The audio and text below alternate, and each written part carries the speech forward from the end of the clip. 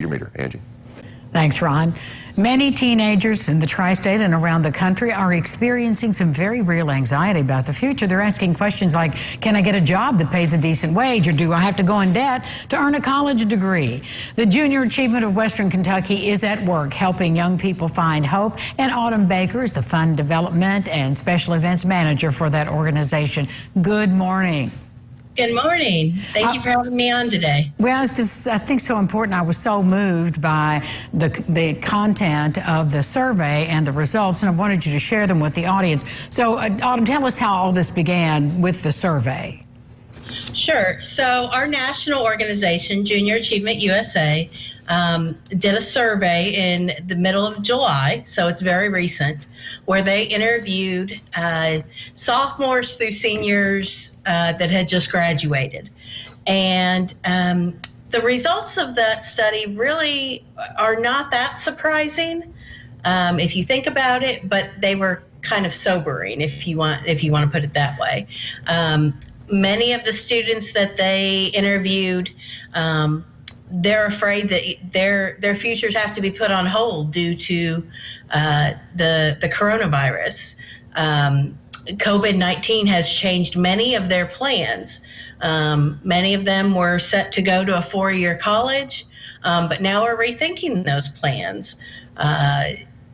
If they can't find a job in their chosen field afterwards, why do they want to go into debt to go to that college? So it's really, and I think the saddest statistic was that over a third of them think that their dreams won't come true.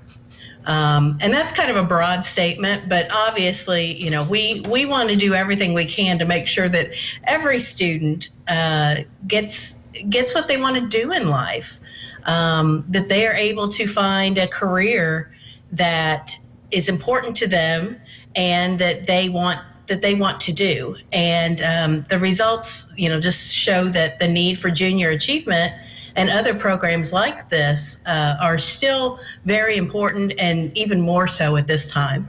Oh, I couldn't agree with you more. And just as I said, reading down through the list, now with the problems or the concerns are on the table, what are the action steps that your organization and others are taking to help bring that feeling of hope back?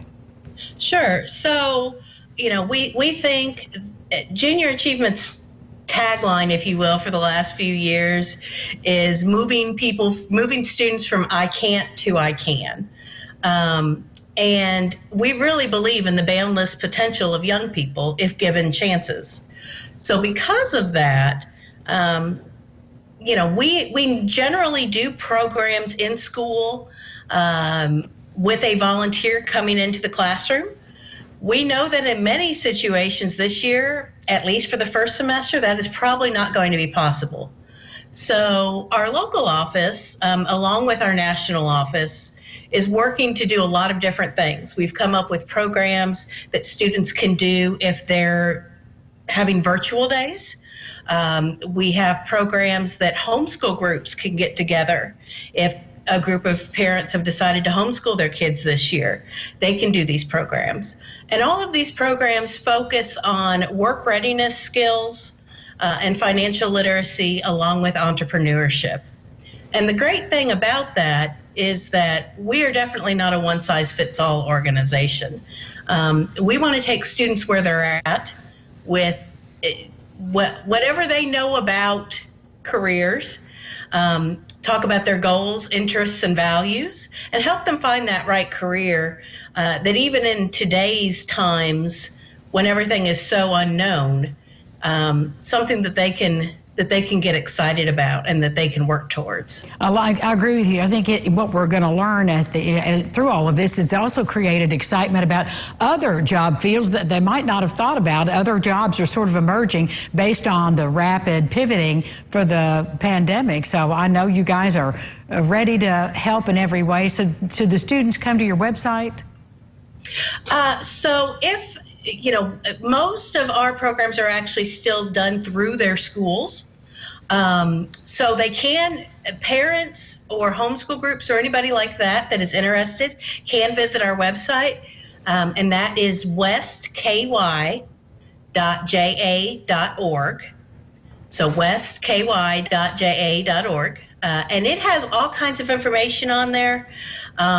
Things that you can do individually with your kids, with your students, and also ways that if you are a teacher and are interested in programs, we have programs for kindergartners all the way up through seniors.